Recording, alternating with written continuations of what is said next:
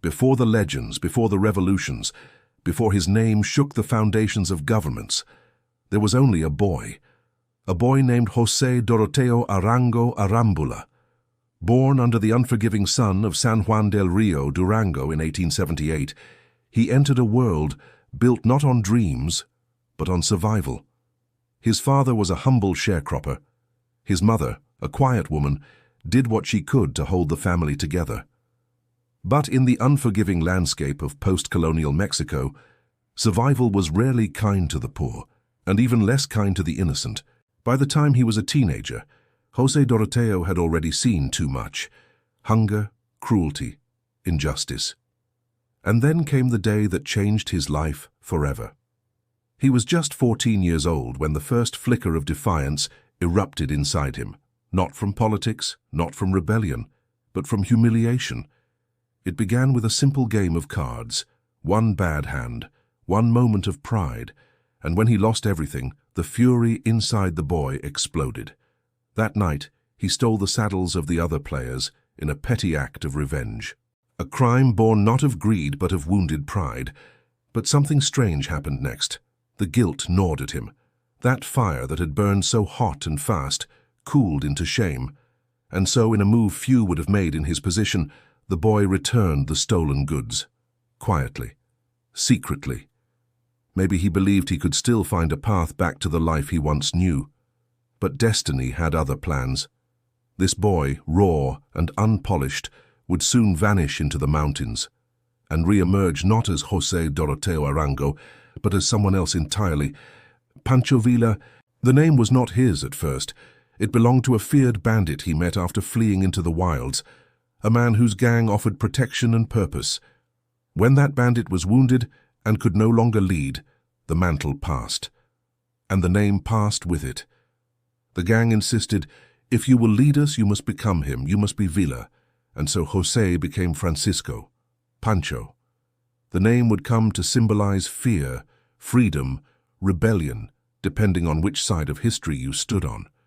But the man, he was still learning. He had no formal education, could barely read, could hardly write. In his own words, "I've never spent a single day in school." He wasn't exaggerating. The school of his youth was one of hardship and hunger. He learned to ride by necessity, to shoot by desperation. But when he was imprisoned in his early 20s, something unexpected happened again. He taught himself to read. A few scraps of paper, a borrowed book, an inmate's whispered guidance. It was enough. Enough to spark the mind of a man who would one day outwit generals and journalists, presidents and poets. Pancho Villa did not need university halls to learn strategy. He studied the mountains. He listened to the wind. He watched men, how they moved, how they lied, how they fought. And from this raw, instinctual education, he carved himself into a legend. He was no saint, not by any means. He stole, he killed, he betrayed. But he also inspired, protected, and gave hope to the hopeless. He was a paradox wrapped in grit and gunpowder. A man born from injustice, shaped by vengeance, and driven by something deeper, a thirst for justice the law never gave him. This is how Pancho Villa began, not in a palace, not in a battlefield, but in a boy's decision to fight, to run, to take back control of a life no one ever gave him a chance to live. From outlaw to revolutionary, from thief to commander, from Doroteo to Villa. And this is only the beginning. Before the world knew his name, before his image stirred fear and admiration alike, before his legend burned across the deserts of Mexico like wildfire, there was a boy named José Doroteo Arango Arambula. Born into poverty in the rugged hills of San Juan del Rio, Durango, this boy was no prince in exile, no scholar in the making. He was the son of a sharecropper. He was a child of hardship, and by the age of 14, he would already step onto the shadowy path that would forge Pancho Villa, outlaw, general, myth. At 14, after losing in a card game, young Arango did something desperate. He stole the saddles of the other players and sold them in a fit of reckless pride. But that same night, guilt gnawed at him. He tracked down the owners, bought the saddles back, and returned them. That duality, fierce and impulsive yet governed by a strange code of honor, would follow him all his life. He never sat in a classroom. He never recited poetry in Latin. Villa was semi-illiterate, but not stupid, not even close. He learned to read while locked inside the iron bars of a Mexican jail, each syllable forming a brick in the fortress of knowledge he would build through sheer will. He wasn't educated, but he was deadly smart. He entered the world of crime not with pride, but necessity. After killing a man who had violated his sister, Arango fled into the wilderness and joined a band of outlaws. The group's leader, a hardened bandido named Francisco Villa, was mortally wounded in a skirmish. On his deathbed, he passed his name to Arango. The others agreed. From that day forward, José Doroteo Arango became Pancho Villa, and so began the saga of the Centaur of the North. But Villa was not just an outlaw. He was also a showman, a performer, a man who laughed in the face of danger and death. In the plazas of dusty northern towns, he would sometimes take a red cape and taunt young bulls, not as a trained matador, but as a fearless rogue. The people watched, hearts pounding, as he faced off with charging calves. It wasn't professional bullfighting. It was pure theater, a dance with death for fun, for thrill, for legend. This recklessness didn't mean Villa lacked principles. On the contrary, he despised alcohol. While his soldiers longed for pulque or tequila to escape the freezing desert nights, Villa imposed a ley seca, a prohibition so strict that he threatened to execute drinkers and did in fact destroy cantinas and even kill those who manufactured alcohol illegally. His favorite drink, not whiskey, not beer, strawberry milkshakes, beer. Pancho Villa, the warlord of the revolution, the bandit general feared by presidents, would sometimes cross the US border just to sip a milkshake in peace.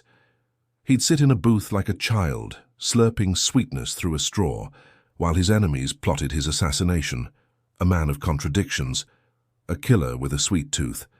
And the Americans were indeed plotting. After Villa's infamous 1916 raid on Columbus, New Mexico, the only successful military invasion of the U.S. mainland since 1812, the U.S. government saw him as a terrorist, a threat, a ghost slipping through the border under moonlight. Desperate to eliminate him, the early version of the FBI, then the Bureau of Investigation, concocted a bold and bizarre plan. They learned that Villa had a peculiar admiration for Japan and kept a Japanese servant named Tatematsu. Using this, 2 Japanese agents infiltrated his inner circle, posing as allies. They served him poisoned coffee one morning, but Villa, ever cautious, handed it to an assistant first. The assistant collapsed.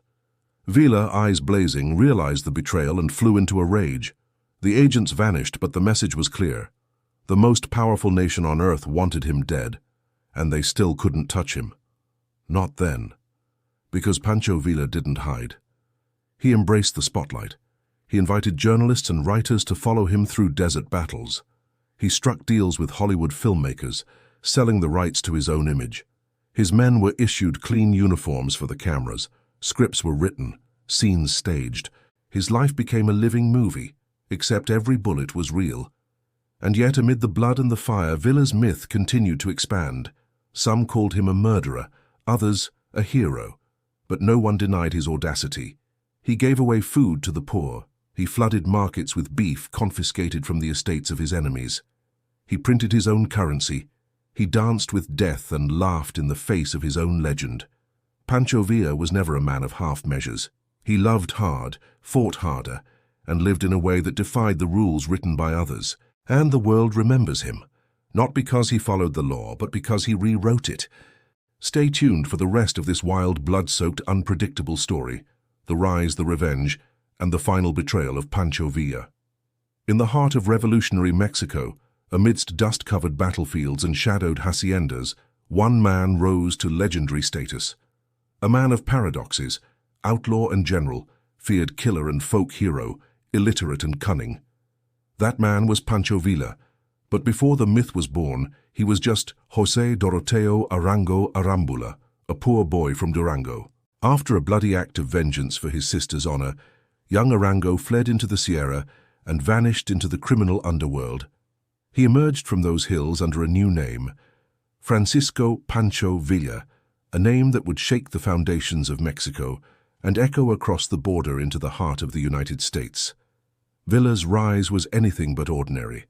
Though untrained in military schools or politics, he possessed something rarer: instinctual brilliance, street-smart boldness, and an unmatched ability to inspire loyalty. He had never stepped inside a classroom, yet he devoured the art of war like a born strategist. He once said, "I've never spent a day in school, but I learned everything I needed in the fields and the mountains." And what he learned, he would use to outmaneuver enemies with elite training and foreign backing. Though he spent much of his youth as a bandit, Villa was no ordinary criminal. His actions followed a kind of Robin Hood logic: steal from the hacendados, the wealthy landowners, and feed the poor. It wasn't theory to him. It was survival. And when revolution came knocking, he opened the door with guns blazing. Villa's charisma was undeniable. He commanded his men not only with force, but with vision. His army wasn't just a band of fighters. It was a brotherhood bound by the promise of a new Mexico. Still, even the most romantic legends are not without blemish. And Pancho Villa, he didn't just flirt with danger, he married it. He sat in the presidential chair, not metaphorically, literally. December 1914. Mexico City was under the joint control of the northern forces, led by Villa and the southern rebels under Emiliano Zapata. Together they had taken the capital. As they walked through the majestic halls of the National Palace, Villa paused before the seat of power, the presidential chair, and sat. Zapata warned him, "Don't sit there, brother. That chair curses all who try to claim it." But Villa didn't believe in curses. He believed in grit. And as photographers clicked their cameras, he leaned back and smiled. That image of the rough revolutionary in the seat of power would become an immortal symbol, a bandit who dared to dream beyond the battlefield. Villa was more than gunfire and war cries. He was a master of psychological warfare. His enemies often found themselves tricked by illusions. In one battle, he placed dozens of hats atop fence posts in a canyon to mimic a large army, a brilliant deception that forced a superior enemy to retreat without firing a shot. He never wore a general's stripes, yet led men like a Caesar. He never read Machiavelli, yet outmaneuvered his political rivals with instinct and timing. He was audacity personified, and perhaps nowhere did that boldness shine brighter than at the Toma de Ciudad Juárez, the crucial battle of 1911. Ignoring orders from revolutionary leader Francisco Madero to avoid confrontation, Villa, along with Pascual Orozco and Giuseppe Garibaldi II, launched an assault. Their victory dealt a crushing blow to the regime of Porfirio Diaz and altered the course of the revolution. But not everyone applauded. The path of revolution was also a path of betrayal, and Villa knew it all too well. Following the victory, Villa served briefly under General Victoriano Huerta, a relationship as volatile as gunpowder. Huerta, rigid and suspicious, despised Villa's independence and the adoration he commanded. Tensions snapped when Villa was accused of insubordination, allegedly for stealing a horse. Huerta saw an opportunity to eliminate a rival and ordered his execution by firing squad. But fate, or perhaps destiny, had other plans. From the shadows stepped Francisco Madero, who intervened at the last moment. Madero saw in Villa not just a warlord, but a necessary flame in the fire of revolution. He commuted the sentence, sending Villa to prison instead of the grave. And it was in that prison that Villa began to read. The outlaw began to evolve, still dangerous, still unpredictable, but now dangerously aware. When Villa escaped, he returned not as a lone bandit, but as the future commander of the División del Norte, the most formidable fighting force of the Mexican Revolution. Pancho Villa's life was not a story written in ink. It was burned into the soul of a nation. He wasn't polished. He wasn't diplomatic. He didn't pretend to be noble. He simply was. A storm, a wildfire, a cry for justice in a land soaked in corruption and inequality. He is remembered as both villain and visionary, criminal and commander, brute and builder. Some feared him, others adored him, but none ignored him. And when he sat in that presidential chair, he may not have ruled with decrees or laws, but he ruled something deeper. He ruled the imagination of a people desperate for change, and that power, no matter how fleeting, turned a man into a legend. He was born in blood, and he would live by it, not for glory nor for kings, but for something older than both, justice carved with bullets and fed to the poor. They called him El Centauro del Norte, the centaur of the north, not only for how he rode, but for how he seemed part beast, part man, part myth. Yet before the ballads and the thunder of hooves echoing across the Sierra Madre, before the headlines, the betrayals and the gold-printed lies, Doroteo Arango was just another boy who watched the world burn around him and swore to one day return the favor. When Francisco Madero fell, not to war, but to treachery and the polished betrayal of Victoriano Huerta's coup, Villa did not mourn with silence. He broke his chains, fled the grip of unjust imprisonment, and galloped headlong into the storm of revolution. No man rode alone in those days, not for long. The lands of northern Mexico were pregnant with rebellion, dry with rage, and Villa, the runaway bandit turned commander, found his home among the constitutionalists, men who refused to let tyranny rewrite the nation's bones. Under Venustiano Carranza, Villa became more than an outlaw. He became an instrument of revolution. But Villa was never one to kneel to power, not even friendly power. He fought for the people, not for palaces. And so, when the war swept him into control of Chihuahua, the largest state in Mexico, he did not take up the trappings of governors past. He dismantled them. He forged his own currency, a rebellion in ink and fiber. With audacity only revolution could justify, Villa printed banknotes the size of flags. Las Sabanas, they were called, the bedsheets, because they were vast, crude, and unstoppable. Worthless in the eyes of foreign bankers, priceless to the starving poor who now held a claim to food, to medicine, to dignity. Merchants protested, landowners sneered, but they all accepted the bills, because they knew the price of disobedience was not inflation, it was Villa. And with this paper revolution came the real one. He turned the haciendas into granaries, and the granaries into arsenals of hope. Convoys of confiscated food, corn, beans, and meat, once hoarded by the landed elite, now flowed like rivers of salvation into the hands of the people. Where others governed with decrees and bullets, Villa governed with beans and blood, with the cold efficiency of a man who knew hunger by name. The rich called it theft. The people called it justice. Across markets in Ciudad Juarez and Parral, you could see it. Carcasses of cattle once branded with the marks of oligarchs, now roasting on the open fires of the public square. Women wrapped tortillas around meat their families hadn't tasted in years. Children laughed with beans in their mouths and revolution in their lungs. In Villa's world, hunger was treason, and he was its executioner. The generals in Mexico City, the ones with clean hands and spotless uniforms, whispered that Villa was a savage. But those whispers vanished under the roar of trains commandeered by Villa's men, arriving loaded with food, coal and guns, each one a sermon in steel. Pancho Villa didn't simply fight battles. He rewrote reality. He turned every peso into a promise, every bullet into a threat, every ration into a reason to believe, and they believed, not in speeches, but in the meat on their plates, the silver in their pockets, and the horsemen who delivered it. He was governor without ceremony, general without fear, a storm wrapped in a sombrero. And when asked what authority gave him such power, Villa didn't point to a document or a flag. He pointed to the people, and they followed. Because for once someone had not just promised revolution, he fed it to them. History remembers how revolutions are born, in fire, in steel, in cries of vengeance, but it rarely tells how they die.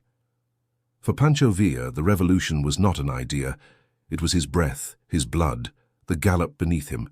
Yet no matter how many cities he liberated, no matter how many landlords he shattered, no matter how many flags of justice he raised above burning haciendas, to Venustiano Carranza, the bearded aristocrat who cloaked ambition in legality, Villa was never more than a useful beast. Carranza loathed him, not for his brutality. For Carranza, violence was a tool as much as a danger, but because Villa could not be controlled. The northern general was too beloved by the people, too wild for committees, too charismatic for backroom deals. His men were not soldiers in tidy rows. They were wolves in the saddle, loyal not to an institution but to a man who fed them, fought beside them, and believed in the kind of justice no bureaucrat could sign into law. And so, Carranza never recognized Villa's division of the North as an official army. Even as Villa brought victory after victory, even as he drove back federal forces and held cities with the loyalty of entire provinces, Carranza refused to grant him legitimacy. In the capital, officials drafted maps that erased his conquests. In telegrams, they referred to him as that man from the north, never as general, never as ally. Villa gave him power, and Carranza gave him silence. But silence is not peace. It is the space where betrayal grows. When Álvaro Obregón, once Villa's fellow revolutionary, began rising through the ranks under Carranza's favor, the shadow of conflict grew longer. Obregón was no peasant warrior. He was a calculating commander, a man who studied war like a science and played politics like chess. Where Villa charged with bullets and belief, Obregón maneuvered with wire and whisper. Their paths, once aligned in rebellion, began to curve toward collision, and Carranza, sensing a threat in Obregón's ambition, made a fatal move. He ordered Obregón's execution. The same Carranza who feared Villa's wild strength now feared Obregón's quiet strategy. But Villa wasn't the only man with loyalists. Raúl Madero, brother of the martyred president, and Francisco Serrano, a rising military star, stepped between the executioners and their target. They saw Carranza's hypocrisy for what it was, a betrayal of everything the revolution had claimed to be. Obregón was spared, but nothing was forgotten. And in the middle of these betrayals, amid battles and betrayals and manifestos wrapped in blood, Villa found himself standing before a tomb. Francisco I Madero, the man who had ignited the revolution with a dream too fragile for the world it was born into. The man whose words had stirred a nation, only to be slaughtered like a lamb by those who claimed to serve order. Villa walked alone to the grave. No photographers, no speeches. There, beneath the weight of silence and granite, he broke. Witnesses said his shoulders trembled, that he knelt, that he wept, not like a general, not like a killer, but like a man who had once believed the world could be changed with decency. There was no glory in that moment, only grief. Grief for Madero, grief for what the revolution had become. Grief for the man Villa was before he became a weapon. But history offers no refuge, and mercy is not written into the war. Soon came the Battle of Celaya, 1915, the showdown between two titans of the revolution, Villa and Obregón. It was not merely a clash of armies, it was a duel of philosophies. Villa believed in movement, in cavalry, in the rush of wind and steel. His horsemen had defeated entire divisions, thundered across deserts, and taken cities in a single charge. To Villa, the horse was the symbol of freedom, fast, unpredictable, glorious. But Obregón believed in something else. Trenches, barbed wire, machine guns, artillery. The tactics of Europe, the mechanized death of the First World War, had arrived in Mexico. At Celaya, Obregón transformed the battlefield into a killing ground. Lines of barbed wire sliced through open fields. Machine guns watched every approach. Mortars waited like hidden serpents, ready to erupt. Villa's cavalry, once unstoppable, now faced a wall of steel that did not break. The men who had galloped across plains and through smoke now found themselves tangled, shredded, torn apart before they ever reached the enemy. Charge after charge fell in blood, horses screaming, men dying with machetes still sheathed, bullets that turned flesh into fog. Villa watched his army bleed into the soil, not once, not twice, but 14 times over the course of the battle. And still, he threw them forward, not out of arrogance, out of desperation. He believed, he needed to believe, that courage could defeat cannons. But Celaya proved him wrong. Courage bleeds. Artillery doesn't. The man who had once fed the hungry with meat from the enemy's table, the man who had made his own currency and rewritten the laws of war with dust and fury, now stood amid the corpses of his command, staring into the mechanical abyss of modern combat. Villa was not defeated by Obregón alone. He was defeated by the future. And yet, even broken, even hunted, even betrayed, Pancho Villa did not vanish. He vanished from the front pages, from the declarations, from the parades, but not from the land. In the north, his shadow still stretched across the deserts. Farmers still spoke his name in reverence. Children still heard the stories of the man who made food rain from the sky. Old soldiers still remembered the thunder of hooves, the taste of dust, and the man who pointed at the stars and said, "All of this will belong to the people one day." Carranza would be assassinated in the night. Obregón would lose his arm, then his friends, then his life. But Villa's myth endured, because in every field where corn was planted without fear, in every town where the hungry had been fed by force of will, in every bullet fired in the name of dignity, Villa had already planted his revolution. He did not die at Celaya. He did not die in exile. He did not die in the grave they carved for him with bullets years later.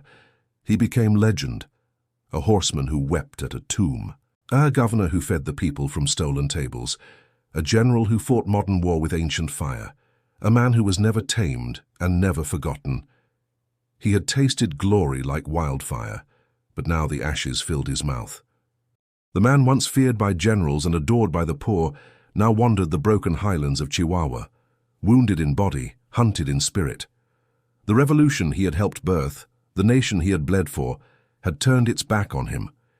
His mighty División del Norte, once 30,000 strong, was now a memory scattered among graves, deserters, and fading songs. He had lost friends. He had lost cities. He had lost the war. But what he had not lost, what he would never lose, was his rage. After the catastrophe at Celaya, defeat became ritual. Obregón's modern warfare, with its cold logic and cannoned brutality, proved too much for the cavalry charges and righteous fury that had once carried Villa across Mexico. One by one, his strongholds fell. Torreón, León, Zacatecas, all surrendered or crumbled. His name no longer summoned thunder, only shadows. By 1915, the hunted centaur retreated into the harsh terrain of his homeland, Chihuahua, where the mountains offered concealment and the people still whispered his name with reverence. Wounded in body, with one leg nearly crippled by gunfire, he limped through the canyons of Guerrero, a ghost among the goats and dust. There, amid isolation and the betrayal of former allies, Villa refused the comfort of surrender. Offers came from Argentina, from Europe, even from sympathetic corners of the United States. Political asylum, safety, silence. But Pancho Villa was not made for exile. He would not die in a foreign land surrounded by books and regrets. He would not become a man of memoirs and compromises. Villa would not leave Mexico. If he were to die, it would be on Mexican soil, with fire in his chest and steel in his grip. In the silence of Chihuahua, a darker vision grew. Villa's hatred found new form, new direction. He did not only blame Obregón or Carranza or the corrupt landowners who had returned after his retreat. He blamed the United States. To Villa, the Americans were not neutral observers. They were the silent architects of his ruin. He saw the rifles in Carranza's hands and knew where they came from. He heard the whispers of dollars traded for oil, saw American trains used to supply the enemies who now pushed him into the mountains. Villa believed the United States had betrayed the revolution, and worse, betrayed him. They had once sent him ammunition. Now they sent telegrams to his enemies. They had once praised his victories. Now they condemned his failures. To Villa, the Americans were not simply indifferent. They were complicit. And in the freezing winds of 1915, vengeance began to burn hotter than survival. On March 9, 1916, the world saw the wrath of a cornered legend. With just under 500 loyal men, a ragtag army of old veterans, peasant fighters, and bandits, held together by belief and fury, Villa crossed the border into New Mexico, under cover of night. The sky was black, the air brittle. The town of Columbus slept, unaware that history was galloping toward it. The plan was simple: strike at the Americans, prove to the world that Pancho Villa was not finished, force the world, especially the United States, to look at him again. He and his riders stormed the small border town just before dawn, rifles cracking like thunder, torches illuminating the streets. The town's garrison, unprepared for such audacity, scrambled in confusion. Horses screamed. Bullets punched through adobe walls. Civilians fled through back doors as buildings caught fire, and lit the desert with unnatural sunrise. 57 Americans died that morning, soldiers and civilians alike. The post office was burned, the commercial district reduced to cinders, horses trampled through the smoke as Villa's men looted supplies, seized weapons, and vanished into the desert as quickly as they had come. It was the only foreign attack on U.S. soil by an organized military force between 1812 and Pearl Harbor. And it shook the continent. To Villa's enemies, it was madness. To his few remaining allies, it was prophecy. To the Americans, it was unforgivable. President Woodrow Wilson, who had once debated recognizing Villa as a legitimate leader, now saw him as a terrorist. Within days, the United States mobilized its largest military deployment since the Civil War. 10,000 soldiers, supported by trucks, aircraft, rail, and telegraph, were ordered into northern Mexico on what was officially called the Punitive Expedition. Its commander was a rising officer with cold eyes and a flawless record, General John J. Blackjack Pershing. The mission? Capture or kill Pancho Villa. No diplomacy, no negotiation, just steel. Villa had wanted attention. Now he had war. The U.S. Army stormed into Mexican territory, with trucks rolling and biplanes buzzing overhead, the first time America used aircraft in a military campaign. They built roads through the desert, set up field hospitals, strung communication lines, and fanned out across Chihuahua like a mechanical swarm. But the land belonged to Villa, and Villa knew how to disappear. He split his men into small, agile bands. He hid in caves, rode by night, changed disguises, changed names. One day he would be seen in Guerrero, the next in Parral. Locals lied for him. Children warned of patrols. He became more ghost than man, a shadow flickering in the American imagination. Pershing came close, once within hours of capturing him, but close meant nothing in the Sierra Madre, where the mountains had memory, and Villa knew every stone. For nearly 11 months the U.S. forces searched, starved, and stumbled, chasing mirages of a legend they could not kill. They built bases. He burned them. They captured allies. He found more. They offered gold for his head. He answered with bullets. Eventually, the Americans realized what Mexico already knew. You don't catch Pancho Villa. You outlast him. By early 1917, with war looming in Europe and relations with Carranza's government strained, the United States withdrew. The punitive expedition ended in failure. Villa remained free. He had struck the most powerful nation on earth and survived. But at what cost? His army was broken. His cause was scattered. His myth now bore the stains of civilian deaths and retaliations. Still, in the canyons of the north, the peasants whispered his name with reverence. They didn't remember Columbus as an atrocity. They remembered it as revenge. And Villa, older, slower, limping from bullet wounds and betrayal, never stopped fighting. Not for power, not even for revolution, but for a legacy, for meaning, for the belief that one man could still matter in a world ruled by lies. He would lay down arms years later, not from surrender but from exhaustion. The war had taken everything, his armies, his friends, even his purpose. But what the rifles took, the stories gave back. Even after Columbus, even after Celaya, even after everything, Pancho Villa remained the one thing a tyrant fears most, an idea that refuses to die. The revolution had bled itself dry. Its heroes lay scattered, its ideals bartered for votes and titles, its enemies dressed in suits and seated in parliament. And the man who had once thundered across deserts like a living storm now watched the dust settle from behind wooden shutters, haunted not by ghosts, but by silence. In 1920, when Venustiano Carranza was assassinated, betrayed by his own bodyguards and hunted down like a criminal, Pancho Villa did not celebrate. He simply stopped, because the death of Carranza took more than an enemy. It took away the last tether that bound him to war. Villa had fought many battles, against tyrants, against hunger, against foreign invaders, and finally against the revolution's own betrayal of itself. But with Carranza dead, the fight no longer had shape. It was no longer war. It was just vengeance, spiraling in a world that no longer needed him. And Pancho Villa had never killed without a reason, at least not one he could believe in. So in the wake of Carranza's death, with Obregón rising to power, Villa began to lower his weapons. Not because he was defeated, not because he was captured, but because there was nothing left worth conquering. He asked for peace, and peace, astonishingly, answered. In 1920, under an agreement brokered by the new Obregón administration, Pancho Villa laid down his arms.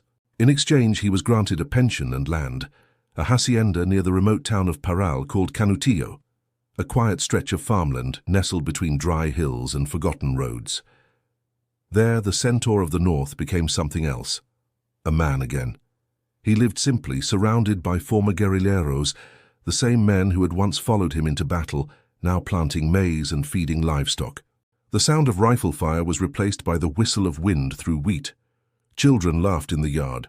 Horses carried plows instead of rifles, and Villa, once the hammer of the revolution, began to smile again. He taught, not commanded. He remembered, not avenged. For the first time in decades, he slept without a rifle under his bed. But even in this peace, his legend only grew. Foreigners came to see him, reporters, adventurers, and filmmakers from across the border. Americans who once hunted him now sent letters asking for interviews. Mexican generals who once cursed his name now sent envoys to drink with him beneath the shade of Canutillo's trees. They still called him General, even though his army was long gone. And he still wore his pistol, though now more out of habit than hatred. Then came Hollywood. The myth of Pancho Villa had already crossed borders, whispered in bars and newspapers, turning into the kind of story that demanded a screen. Film executives from California approached him with an idea as wild as any battlefield maneuver, a full-length motion picture about his life, starring Villa himself. The man who had once burned cities, outwitted presidents, and survived cavalry charges now sat at a wooden table in rural Mexico negotiating film rights. He signed the papers. The idea thrilled him, to tell his story his way, not as a villain, not as a madman, but as a hero, a father, a revolutionary. For once the camera would not lie because he would be the one standing in front of it. But the film was never made, because truth has enemies, and legends cast long shadows. There were many who feared what a free Pancho Villa might do with a camera in hand and a microphone at his mouth. Álvaro Obregón, now president of Mexico, understood power not only as something held, but something managed. He had already watched too many revolutions crumble under the weight of those who refused to fade quietly, and Villa, even without an army, was still dangerous. He could inspire, he could unify, he could return. Obregón wasn't alone in his fear. Plutarco Elias Calles, his rising ally, saw Villa not as a man in retirement, but a match beside dry grass, one speech, one headline, one spark, and the embers of revolution might burn again. So on a quiet morning in July 1923, they lit a different fire. July 20th, 1923, Parral, Chihuahua. Villa rode into town as he had many times before, not as a warlord, but as a landowner. The air was warm, the streets sleepy. He had just dropped off a letter at the post office. At his side rode his loyal men, old fighters turned farmers, their rifles more memory than threat. He climbed into his Dodge touring car, newly purchased, polished, absurdly American, for a man who had once invaded New Mexico with blood on his hands. He sat back, lit a cigar, laughed, and then someone shouted, "Viva Villa!" a phrase he had heard 1,000 times, in victory, in parades, in villages where children still played with wooden rifles, and mothers hung his portrait beside the saints. But this time, it was a signal. From the rooftops and alleyways, they opened fire. An ambush, perfectly timed, flawlessly executed. Over 40 shots rang out in seconds, the sound of betrayal echoing across cobblestones. The windshield exploded. The cigar fell from his hand. His body jerked, spasmed, slumped. 9 dumb bullets tore through his chest and skull, expanding on impact, designed to mangle, not just kill. One struck his jaw and shredded it. Another split his spine. He never fired back. It was not a gunfight. It was an execution. The car rolled to a halt. Blood poured onto the seat where legends once sat. And Pancho Villa, the man who had shaken empires, who had fed the poor with enemy wealth, who had turned bullets into politics and death into legacy, was gone. His assassins vanished. No one was arrested. And though Obregón and Cales denied involvement, history remembers differently. The command was whispered, not signed. But it was heard and obeyed. Because Pancho Villa had become too powerful to live, even in peace. They buried him in Parral, far from the halls of power he had once stormed, far from the palaces he'd refused to enter. Peasants and old soldiers wept beside the coffin. Thousands came, some threw flowers, others whispered prayers.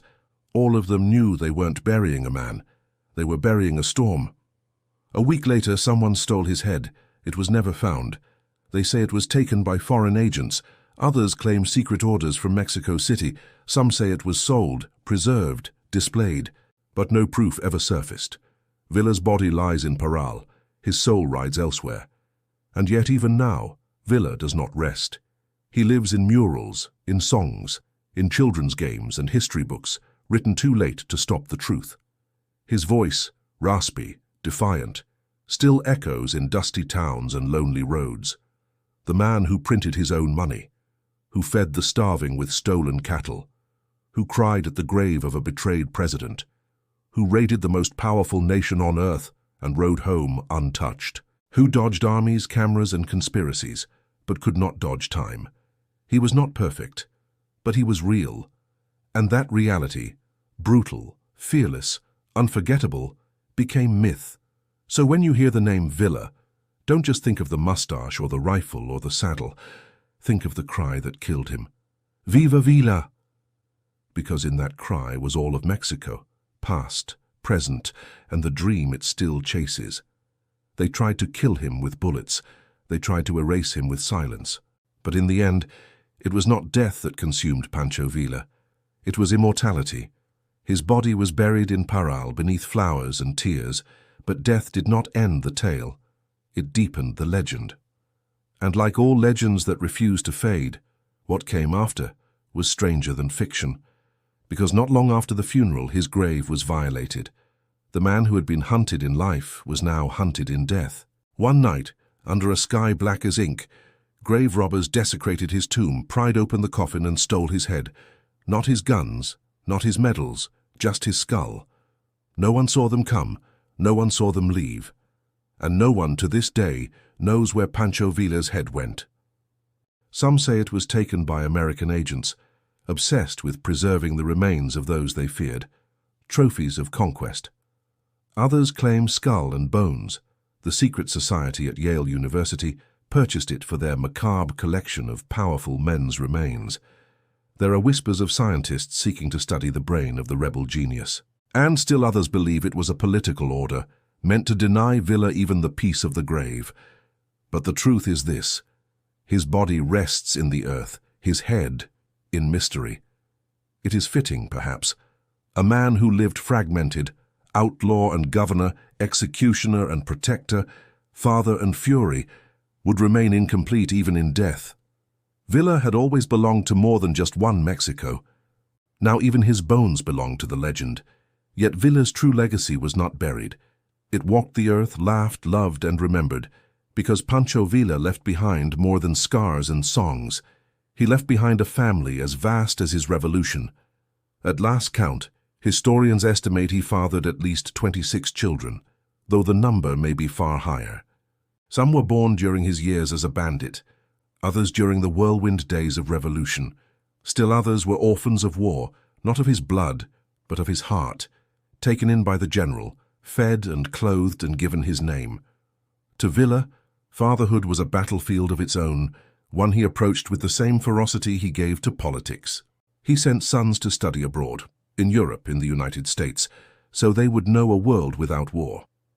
He raised daughters not as possessions, but as voices, insisting they be educated, respected, heard. He taught his children the value of land, of hard work, of pride.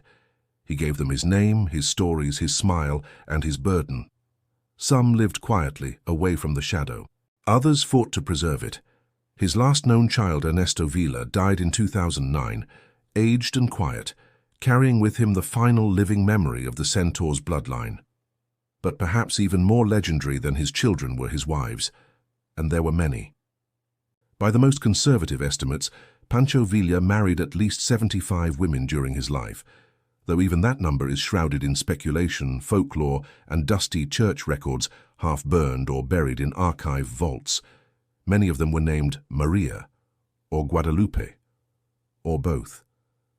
He married in small villages and large cities, often in makeshift ceremonies officiated by sympathetic priests or loyal lieutenants. Sometimes he married for love, other times for alliance, for loyalty, or simply because he could not say no. He never divorced, not once. He simply added. For Villa, the heart had no bureaucracy. He saw no need to untie knots when he could simply tie new ones. Was it legal? Rarely. Was it moral? That depends on the teller. But to the women who bore his name, or his children, or both, Villa was a flame, and they were drawn to it, knowing full well the burn it might leave behind. Some stayed with him until the end. Others vanished into the countryside. Some bore his name with pride. Others denied ever knowing him. But all of them, all 75 or more, were part of the myth that wore a moustache and rode into history like thunder. And what in the end was Pancho Villa? A bandit, a freedom fighter, a war criminal, a savior, a monster, a father, a myth. The truth, as always, lives between the bullets.